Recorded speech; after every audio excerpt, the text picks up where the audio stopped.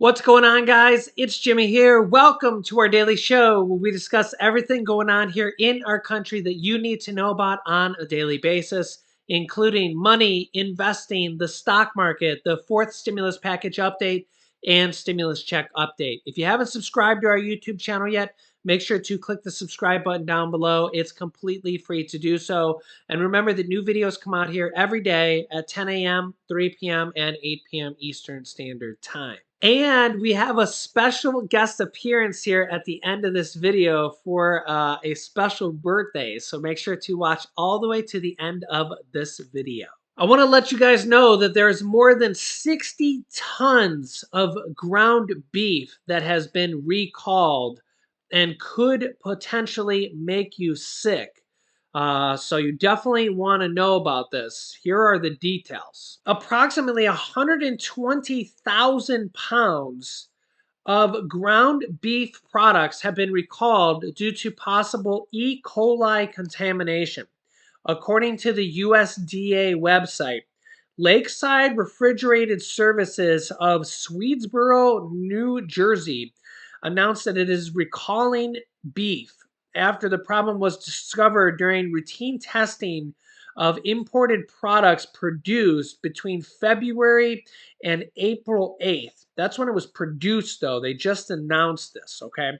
The affected products have establishment number EST 46841 inside the USDA mark of inspection.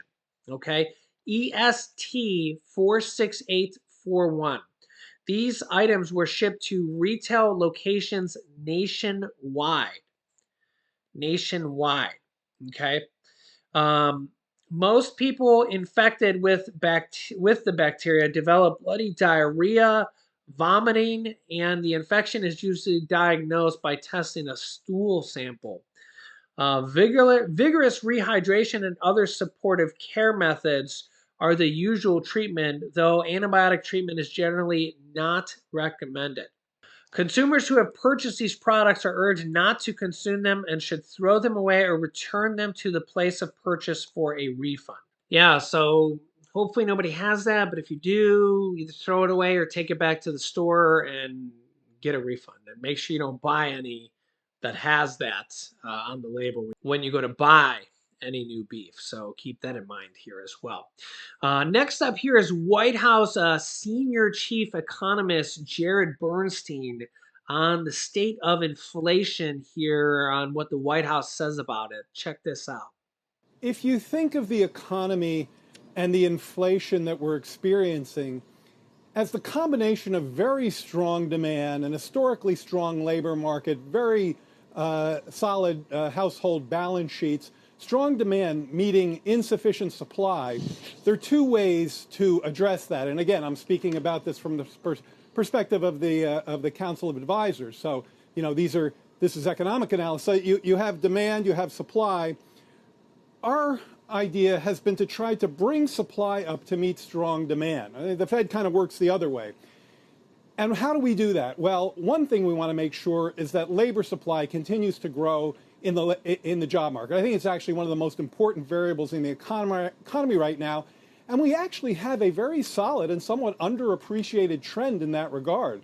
The labor force participation rate for prime age workers is just 0.5 point below its pre-pandemic level. We actually have the fastest growth in labor force participation of any of the past 5 recoveries. Of course, that's out of a low trough, but that's helpful. And then there's our work in the ports, our work in the oil markets, our work in competition between industries, trying to help family budgets deal with these elevated challenges.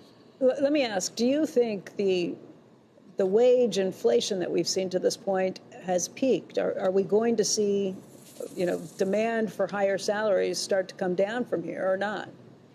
I think whenever you have a labor market as tight as this one, we all know that there's a 3.6 unemployment rate. I think what people might have missed from a report about a week or so ago from the Bureau of Labor Statistics is that there are 17 states out there posting their lowest unemployment rate on record with data going back to the mid-1970s. And under those conditions, workers are going to have strong bargaining power. And by the way, That's a real value at the heart of Bidenomics, always has been. At the same time, you've got firms with strong pricing power. And I think that's another way of explaining the current inflationary dynamics. Now, as the labor supply increases, we should see a better alignment of labor demand and labor supply. And that's certainly comments that you hear from Fed Chair Jay Powell are also in a similar vein. So that's, I think, one way to understand those dynamics. Senator Elizabeth Warren was out yesterday on the talk shows and was pretty vocal about the idea that she thinks this inflation is such a problem that your party, her party, will lose in the upcoming elections if they don't do something about addressing inflation. I don't think there's much quarrel or quibble about that. It's got to be the #1 issue on voters' minds right now. But her suggestions for how to deal with this, I don't think, Jared, would be suggestions you would go along with. She says that a lot of this is because of price gouging. She wants to see the FTC have the power to go ahead and investigate and then prosecute companies that they think are price gouging. And second of all, she wants to see student debt paid off and thinks that the president has the authority to do that, to forgive student loans that are out there at this point. Would you go along with either of those two issues? Let me reflect on that excellent question. So first of all, you said if the administration isn't doing enough to help ease inflationary pressures. I guess different people will have different answers of enough, but I've never been part of an administration that has tried to do more to help working households get by in this period of elevated prices. Our work in the ports, container dwell time, something I never talked about until I got to this round of the CEA. Container dwell time is down by about 50%. Shelves are generally well stocked. I mentioned the labor supply story. When you get to issues of industry competition, that's obviously something the president has actually leaned into pretty fulsomely. The idea is less about price gouging and more just about simple Econ 101. Look, if there's insufficient competition in an industry, price levels are going to be higher there, and we see lots of evidence of that. So what we'd like to see is a lot less barrier to entry in some of our key industries. Now, on student debt, here's something people also don't know enough about. This administration, working with our education department, has already provided $18 billion in student debt relief, reaching almost 800,000 people, people who were defrauded by for-profit colleges, people who maybe became disabled and thereby couldn't pay back their loan the same way, people who got public service loan forgiveness. We are working diligently to try to do all we can to ameliorate that pressure as well. Yeah, and you heard him that they've already done billions and billions of dollars of student loan debt cancellation. And Senator Bernie Sanders also is calling on other types of debt forgiveness here as well going forward. As you can see here, Bernie Sanders also wants them to cancel all medical debt here as well. And this is something that could happen, or at least they could start doing this, because remember, you just heard them. They've already canceled $18 billion plus of student loan debt. They could cancel medical debt here as well. You can see here Senator Bernie Sanders calls for cancellation of all medical debt. They have actually already made a massive change to medical debt in the way it works with credit reporting.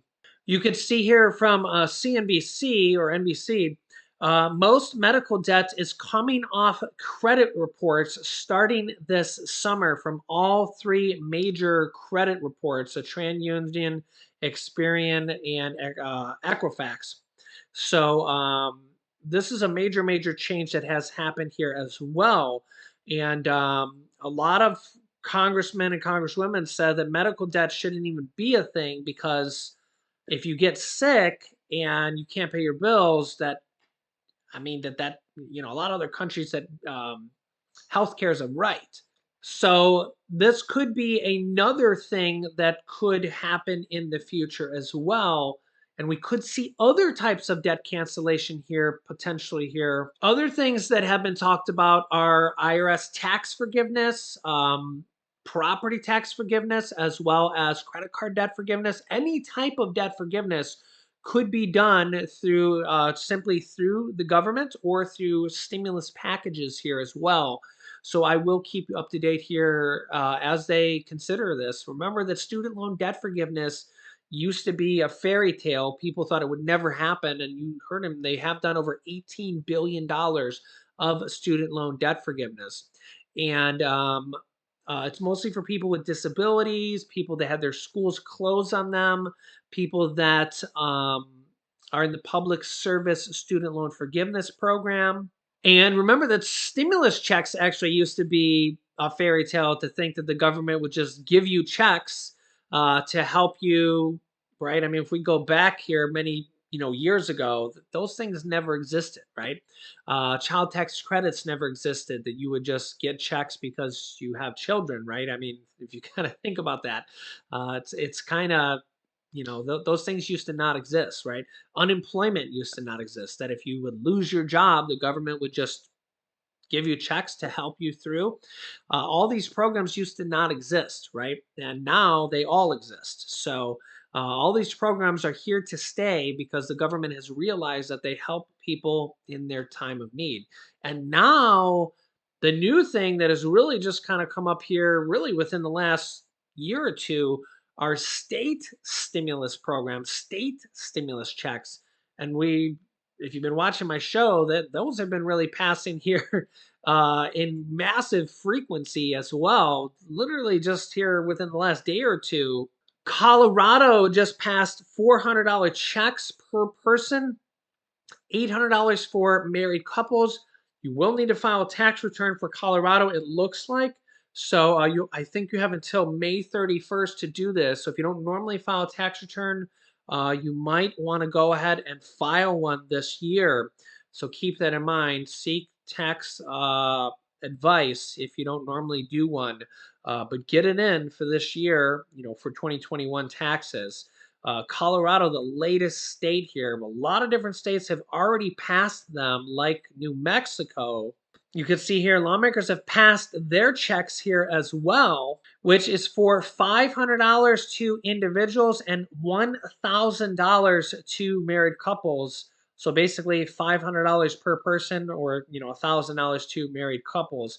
That's going to come in the form of two payments, so $250 per person twice.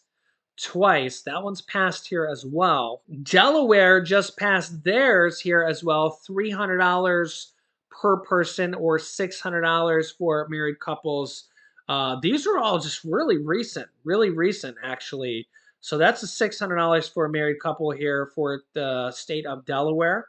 And the state of Maine just passed theirs. They're the largest one so far, I believe.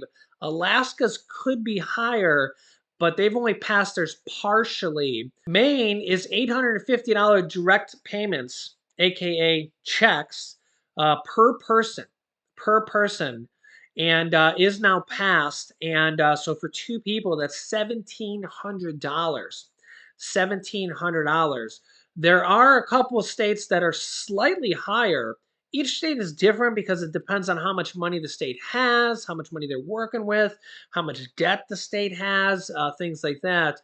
The state of Pennsylvania is pushing for $2,000 stimulus checks. Governor Wolf wants to send $2,000 to each person. I think the income threshold there is for $80,000 using their American Rescue Plan Act. That's the third stimulus check package that was passed by President Biden when they came into office.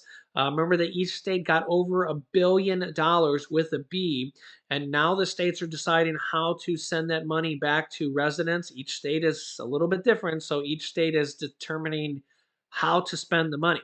So the governor of Pennsylvania wants to send $2,000 stimulus checks. And they're trying to pass that one here now as well. The state of Alaska is trying to pass $2,600 payments for the state of Alaska. That's been passed in their House of Representatives, but it has to be voted on in their Senate. So not quite yet passed. But as you can see here, there's a lot of different states with a lot of money, and they're all trying to pass different variations of sending money. Illinois also passed a package here that had a whole bunch of different things. It had $50 for adults. Yeah, you can see here each adult will get $50, $100 per child in addition. Also, property tax rebates of up to $300 per household as well. So you can get additional up to $300 if you own a house. And the state's fuel tax will be frozen until January of 2023 for a taxpayer savings of $70 million. And the grocery sales tax to be suspended as well. Also, the state of Indiana is going to dole out $125 refund checks to all taxpayers starting as early as this month. So really, you can see here a lot of states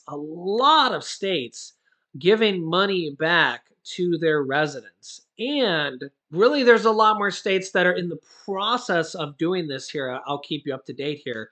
And there's a lot more states that could do more later this year. There's a lot more states that could do more next year here as well. We've seen a lot of different states that have done rounds of checks here throughout the year. We've seen multiple states that have done rounds of checks. Like you think about California did a stimulus check last year with $600 stimulus checks for adults and $1,100 stimulus checks if you had a child last year. This year, they're considering another stimulus check here. The current proposal is for $400. They're considering it potentially for car owners, $400, and if per adult. But they're having a little bit of issue with the wording and how to figure that one out. So they could maybe go back. I don't know. We'll have to see how they do that. But the thing is that a lot of these states are realizing they have so much money that they might be able to do this frequently. They might be able to do multiple checks. And just like the federal government has realized that checks like these could continue, You think about we've had 3 stimulus checks already. Nancy Pelosi says they're considering another one, and she prefers another stimulus check as opposed to pausing the federal gas tax. I think that's a much better idea as well. It's much better to give somebody a check than it is to pause the gas tax. Although pausing the gas tax, if your state did that, is much better than nothing. So, I mean, hey, you're saving money, right? So, yeah, let me know your thoughts here. And without further ado, here is the birthday boy, my son Julian. Here he is for his special birthday. Let me know your thoughts. It's your birthday! It's my birthday. How old are you today? 4. 4 years old. Wow. Look at that birthday face. Wow. Happy birthday. You're up too high. Happy birthday. Yay. Happy birthday. Happy birthday. Happy birthday to you. Aren't we gonna go in the car somewhere? To the outside zoo. Yeah, we're going to the zoo. Inside zoo. The inside zoo. 'Cause Yep, it's cold. Inside zoo. And how much cake are you gonna eat? Yes and yes. Yeah. All right. And look what we got here for you. Wow. What is that? You open it up. Go ahead. Open it up. Okay. Is this from you? Yeah. How cute. What do you think it is? I bet it's a reconciliation card. Wow. What is it? It's not. Sonic. That's your favorite character. Wow. It's a Sonic the stuffed Hedgehog. It's an animal. Wow. That's Julian's favorite guy. And look at it's a cat. Yeah. We'll take that off. What do you think, buddy? Or you There. can take it. Wow. And we got another cat. There. There's a girl. There we go. All right, we'll get the rest of it. Look at his cool spikes here, buddy. Wow. What do you think about that, buddy? Wow, look at his shoes. He's got cooler shoes than Mommy. That. See how you? That's how fast he goes. Wow. This is the best thing ever. I Yay. love it. This is Oh, the little best. Snowy wants to come say hi. It's the best in the whole wide world. Oh, look, little Snowy's coming to say hi too. It's funny. Yay. See, Snowy's wishing you a happy birthday. And he's giving him a gift, Mama. And I give him a huge kiss. All right. Well, happy birthday, buddy. Welcome to 4 years old. We hope you have the best year ever. Look at his nose. All right. Say bye-bye. We love you. Bye bye. I love you.